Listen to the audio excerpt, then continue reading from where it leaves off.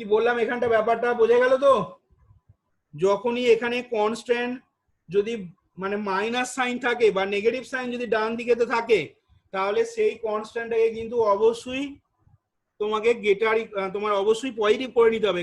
কেন পজিটিভ করে নিতে হবে না, ওই যে তুমি এটা যদি মাইনাস থাকে তাহলে অ্যাকচুয়ালি কি হতো না, অ্যাকচুয়ালি হতো আমাদের x5 সমান -20। তার মানে কিন্তু সেটা কখনোই তোমার ফিজিবল সলিউশন আসবে না। তার মানে তোমাকে ডান দিকের এই কোয়ান্টিটি গুলোকে অবশ্যই মাইনাস থাকলে পজিটিভ করে নিতে হবে। এখানে ওই ডান দিকের নেগেটিভ দিয়ে কখনো কোনো অঙ্ক কিন্তু পাবে না, কারণ এই যে অপটিমাল সলিউশন গুলো বার করছো এগুলো সবই কিন্তু ফিজিবল হবে, অবশ্যই ফিজিবল সলিউশন হতে হবে। সেই জন্য এইখানে ভুল করেও কিন্তু কখনো মাইনাস থাকলে এটাকে তোমাকে পজিটিভ করে নিতে হবে আগে, এবং সেই কারণে আমরা ফার্স্ট কনস্ট্যান্টটাকে বোথ সাইডে মাইনাস দিয়ে গুণ করে এটা +20 করে নিলাম। তাহলে এখানে বললাম we introduce x5 x6 x7 as slack variable for first second and third in equation, and then the given problem can be written in standard form as follows. And then the given problem can be written in standard form. And then the given problem can be written in standard form as follows. তাহলে দেখো খুব তাড়াতাড়ি লিখছি, standard ফর্মটা কি হবে না, max z is equal to 4x1 plus x2 plus 4x3 plus 5x4 plus 0x5 plus 0x6 plus 0x7 হলো। সাবজেক্ট টু তলায় হবে -4x1 plus 6x2 plus 5x3 minus 4x4 plus x5 সমান 20। এর তলায় লিখবো কত, 3x1 minus 2x2 plus 4x3 তলায় তলায় লিখবে plus x4, আর x6 টা কিন্তু x5 এর তলায় লিখে দিও না, plus x6 সমান কত ছিল বলো, 10 এরকম ছিল দেখো। আর এর তলায় হবে দেখো 8x1 minus 3x2 plus 3x3 plus 2x4 plus x7 সমান 20 হলো। এরকম হবে, শেষে লিখে নাও xi greater equal to 0, I সমান 1 2 ডট ডট দিয়ে 7। এবার লেখো now the simplex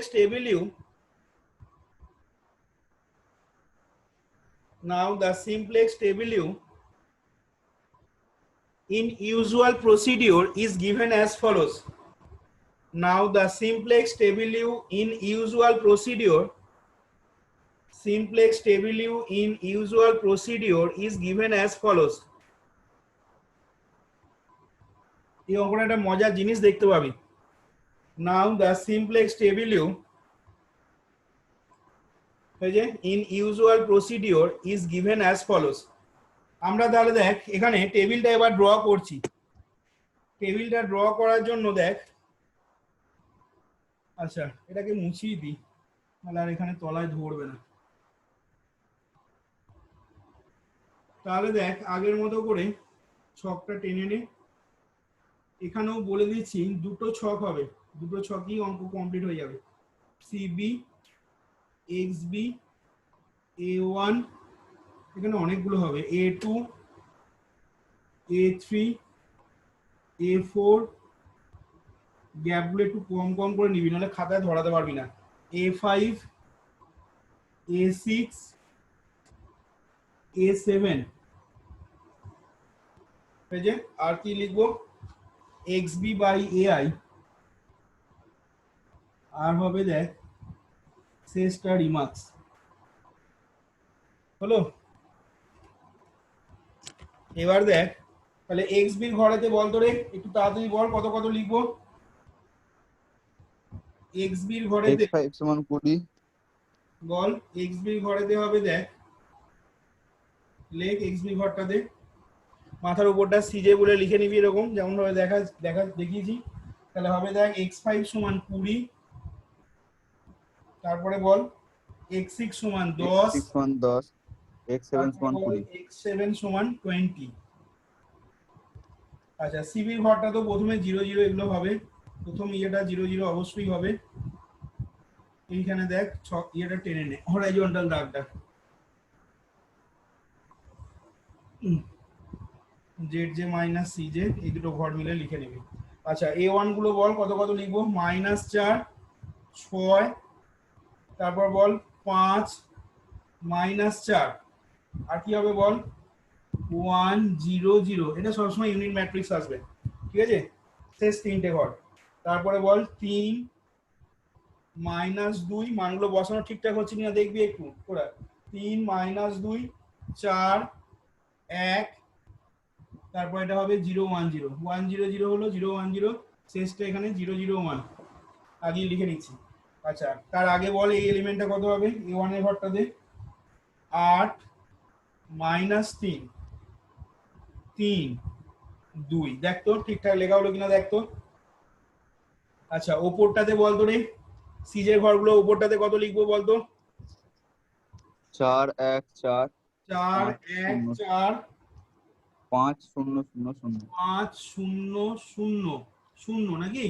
4 1 হ্যাঁ 4 স্যার। 5 0 0 বল। z1 -c1 টা কত হবে বল? -4 -4 বলে যা।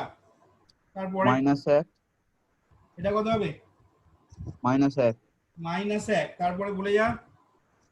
তারপরটা -4 -4, তারপরে বলে যা। -5 -5, তারপরে বলে যা। 0 0 0 0 0 0। হ্যাঁ দেখ মোস্ট নেগেটিভ তাহলে কোনটা হচ্ছে বল এখানে? -5। -5, অ্যারো দিবি যেমন দিতে বলেছি। এবার দেখ তাহলে xb/ai যখন করবি, দেখ আগের দিন কি কথাগুলো বলেছিলাম, প্রথমটা তাহলে কত হবে? 20/-4 20/-4, তাহলে কত লিখবো? অরিজিৎকে বলছি -5 -5, তা বটে। মাইনাস। এটা হাইফেন দিতে হবে, আগের দিনই বলেছিলাম। যদি তলায় 0 আসে বা কোনোভাবে মাইনাস কোয়ান্টিটি আসে তাহলে সেক্ষেত্রে এটাকে ড্যাশ দিয়ে ছেড়ে দিতে হবে। তারপর একটা হবে 10/1, আর তারপর একটা হবে 20/2 মানে 10। দেখ খেয়াল করে দেখ, দুটো মিন রেশিও কি পাচ্ছিস? একই পেয়ে যাচ্ছিস, দেখ আছে। তাহলে যে কোনো একটাকে নিবি, আমরা মনে কর শেষটাকেই নিচ্ছি, ঠিক আছে? কেউ মাঝেরটাকেও নিতে পারিস, কোনো অসুবিধা নেই তাদের। তাহলে এইটা সেক্ষেত্রে তোর কি হয়ে যাবে? দুইটা কি এলিমেন্ট হয়ে যাবে দেখ। এবার তাহলে রিমার্কসের ঘরে কি লিখবো? না রিমার্কসের ঘরেতে কি ইন্ট্রোডিউস করতে হবে কার জায়গাতে? কি রে?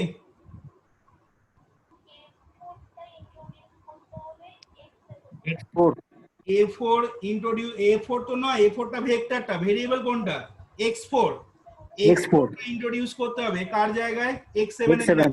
তাহলে লিখে নাও রিমার্কসের ঘরে, আমার আর কত দূর হাত যাবে না, তোমরা লিখে নাও। we introduce x4 in place of x7. we introduce x4 in place of x7। তাহলে দেখো পরের টেবিলে x5 যেমন আছে থাকলো, x6 যেমন আছে থাকলো, আর x7 এর জায়গায় x4 চলে এলো। এবার দেখো নিয়ম বলছে এই কি এলিমেন্ট যেটা পেয়েছো সেটাকে 1 করা, মানে টোটালটাকে 2 দিয়ে ভাগ করে দাও। তাহলে 10 4 -3 এর 2 3 এর 2 1 0 0 হাফ হলো। এবার এই 2 এর উপরের এলিমেন্টটাকে 0 করতে হবে, তাহলে তার জন্য অপারেশন কি লিখবো? r2 সমান r2 -half r1। বল কেউ একজন বল x6 সমান তাহলে কত হবে সেক্ষেত্রে? 0 হচ্ছে স্যার। x6 সমান 0 আসছে, হ্যাঁ x6 সমান 0 আসবে। তারপরে বলে যা, পুরোটা বলে যা।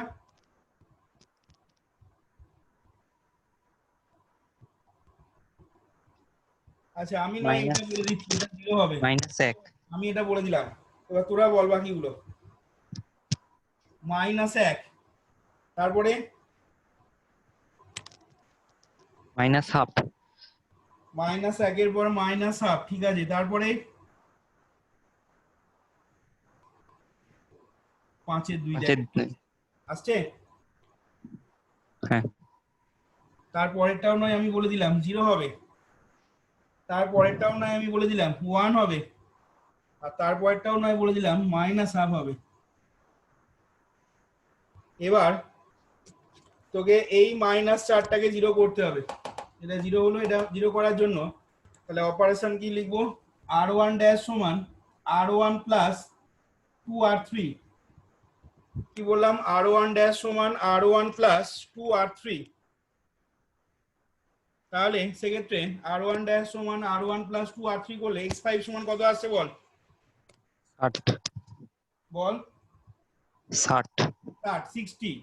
তারপরে 12 0 তারপরে তারপরে 0 করে দিচ্ছি 0, তারপরে একটা 11 আসছে 11, হ্যাঁ 0 1 0 2 তারপরে 1 0 2। দেখ তো ওই যেটা বলছে মিলছে কিনা তোদের বাকিদের, 0 1 0 2। এবার এইটা বল x5 x6 x4 সিবির ঘরগুলো বলবি 0 0 5 হলো টান। দেখ এবার মজার জিনিসটা দেখ কি হয় এখানে, এই টাইপের একটা প্রবলেম তোদের বইতে করে দেওয়া আছে দেখবি অরুণ মুখার্জি বইতে।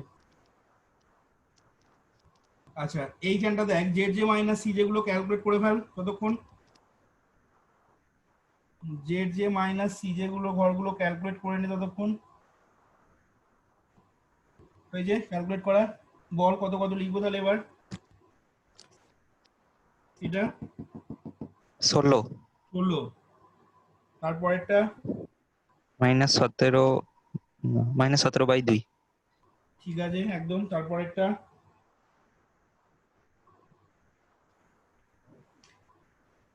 বল বল শুধু ওই বলে যাচ্ছে বাকিরা বল। 7 এর 2 7 এর 2, তারপর 0 0 0, তারপরে 0 0, তারপরে 0 না 5 5 পরপর 3টে 0 হবে, 7 এর 2 এর পরপর 3টে 0 হবে, শেষটা কত হবে, শেষটা 0 হবে না 5 না 5 এর 2 হবে। 5 কি করে হচ্ছে 0 ইন্টু এটা প্লাস 0 ইন্টু এটা প্লাস 5 ইন্টু হাফ মাইনাস 0 মানে 5 এর 2। এবার দেখ মজার জিনিস কি দেখতে পাচ্ছিস, মজার জিনিসটা এবার হচ্ছে দেখ -17/2টা মোস্ট নেগেটিভ হচ্ছে, কিন্তু তুই যখনই xb বাই ai বার করতে যাবি আর দেখ বার করতে পারবি না রে। দেখ এটা কি কালাম হচ্ছে 60/0, তলায় 0 আসছে মানে হাইফেন করা যাবে না, 0/-1/2 তলায় দেখ আবার মাইনাস চলে আসছে, মাইনাস হলেও হাইফেন, এটাও হাইফেন হয়ে যাচ্ছে। তার মানে এখান থেকে তুই কোনটা এন্টারিং ভেক্টর সেটা তুই বার করতে পারছিস। এন্টারিং ভেক্টর হচ্ছে কোনটা a2টা, যেহেতু এটা কি কালাম হয়েছে তাহলে এন্টারিং ভেক্টর বলছি, ভেক্টর হচ্ছে a2টা, কিন্তু তুই এখান থেকে ডিপার্টিং ভেক্টর মানে কোনটা বেরিয়ে যাবে এই টেবিল থেকে সেইটা দেখ বার করতে পারছিস না। তাহলে এবার এখানে লেখ কতটা কি বললাম বুঝতে পারলি, হ্যাঁ স্যার হ্যাঁ বল কি বলছিস, 0/- এই যে বললাম মাইনাস থাকলেই চোখ বুঝে হাইফেন দিয়ে দিবি। দু জায়গায় বলেছি ড্যাশ বা হাইফেন হবে, এক হচ্ছে যখন মাইনাস থাকবে, ঠিক আছে, যখন ভাগ করছিস সেখানে যখন মাইনাস থাকবে, আর দ্বিতীয় হচ্ছে যখন তলায় 0 আসবে। তাহলে এখান থেকে লেখো এরপরে বলো,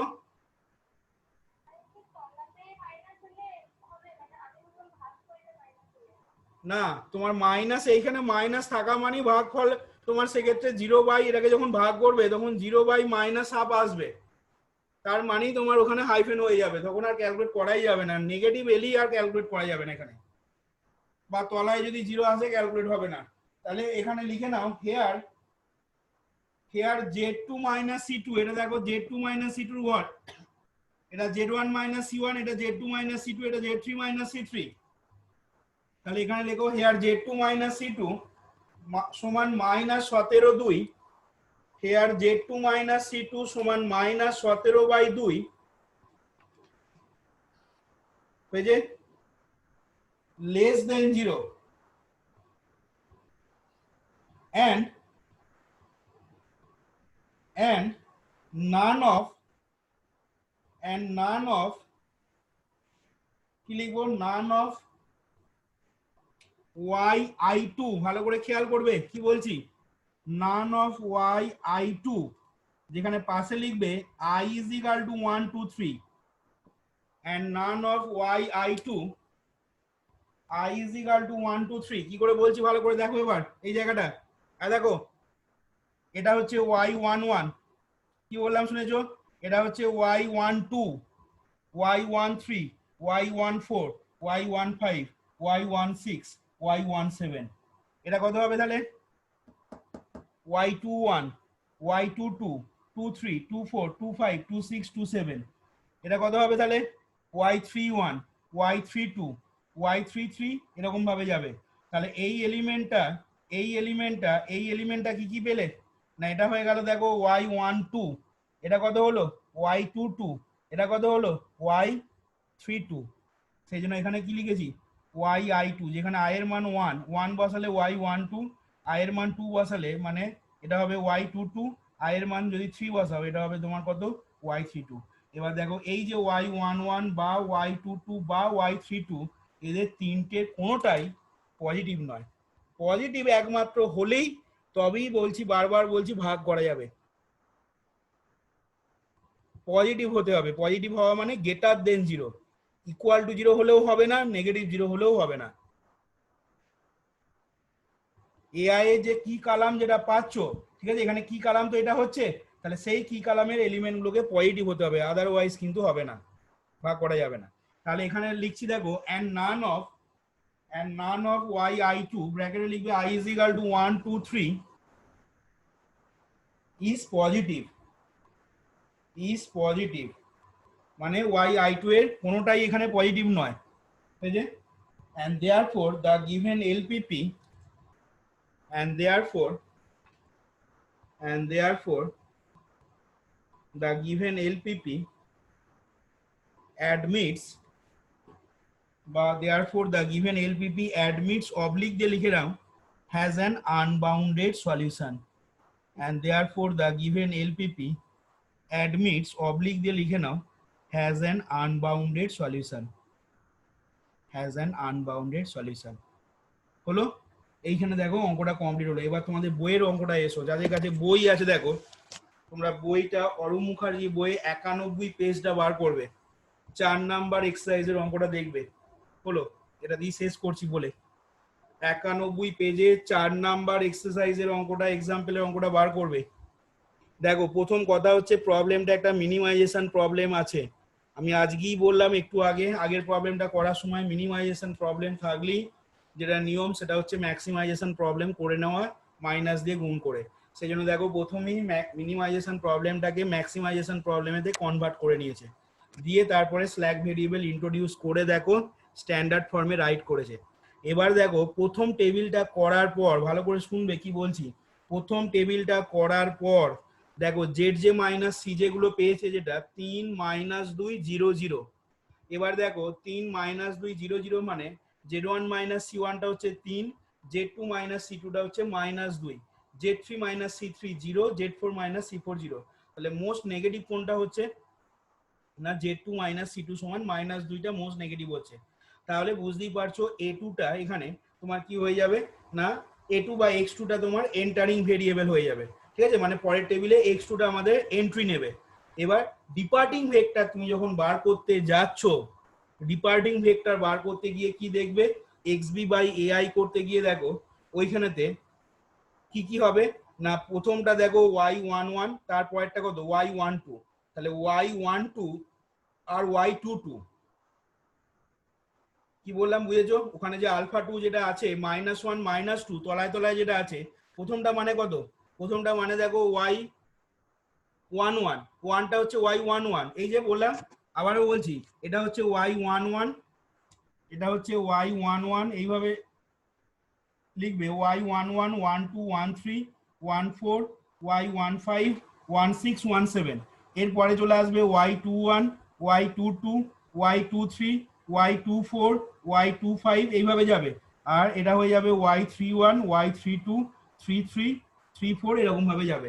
তাহলে সেক্ষেত্রে দেখো আমাদের এখানে কি হয়েছে না z2 মাইনাস c2 টা যেহেতু -2 মোস্ট নেগেটিভ আছে, তাহলে সেক্ষেত্রে x2 ভেরিয়েবলটা এন্টারিং ভেক্টর হতো।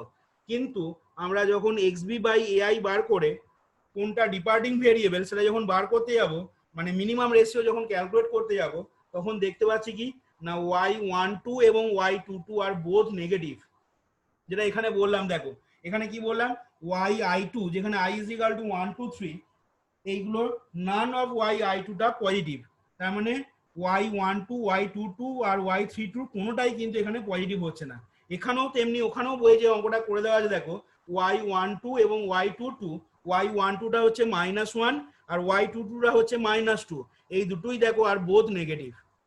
তার মানে এখানে তোমার ওই এন্টারিং ভেক্টরটা বার করতে পারলেও তুমি ডিপার্টিং ভেক্টর বার করতে পারছো না, এবং সেই কারণে পরের টেবিলেও তুমি যেতে পারছো না। এবং সেক্ষেত্রে ওই গিভেন এলপিপিটার তোমার কি থাকছে না admits of an unbounded solution. অর্থাৎ এখানে দেখবে সিমপ্লেক্স মেথডে, ঠিক আছে, যে হোমওয়ার্ক গুলো দেবো আজকে দেখবে ওখানে অনেক অঙ্কেতে কিন্তু এরকম বলে দেওয়া আছে যে show that the given LPP admits of an unbounded solution. তার মানে জানবে ওই অঙ্কগুলোর ক্ষেত্রে এই সেম কন্ডিশন, এই রকম কন্ডিশন আসছে, মানে xb বাই ai ক্যালকুলেট করতে পারবে না বা ডিপার্টিং ভেক্টর তুমি বার করতে পারবে না, জানবে যে অঙ্কগুলোতেই ওই admits of an unbounded solution বলে দেওয়া আছে। এবার সেটা তুমি দেখে বুঝতে পারবে না, সেটা তোমাকে ওই ক্যালকুলেশন করতে হবে। কোনো অঙ্কেতে দেখবে প্রথম টেবিলেই এটা হয়ে গেল, যেমন বইয়ে এই অঙ্কটা করে দেওয়া আছে। কোনো অঙ্কেতে দেখবে সেকেন্ড টেবিলে যাওয়ার পর এরকম সিচুয়েশন আসছে, যেমন এই অঙ্কটাই হলো। আবার কোনো টেবিলে দেখলে থার্ড টেবিলে গিয়ে তোমার এইরকম সিচুয়েশন আসছে যে এন্টারিং ভেক্টরটা তুমি পাচ্ছ, কিন্তু ডিপার্টিং ভেক্টরটা বার করতে গিয়ে দেখছো যে সেগুলো সব নেগেটিভ চলে আসছে বা xb বাই ai টা কোনোভাবে বার করা যাচ্ছে না। তখন সেক্ষেত্রে তোমাকে ওই গিভেন এলপিপিটার তোমার একটা আনবাউন্ডেড সলিউশন আছে বলতে হবে। তাহলে দেখো এই তোমার সেকেন্ড অঙ্কটা এখানে কমপ্লিট হলো। দেখো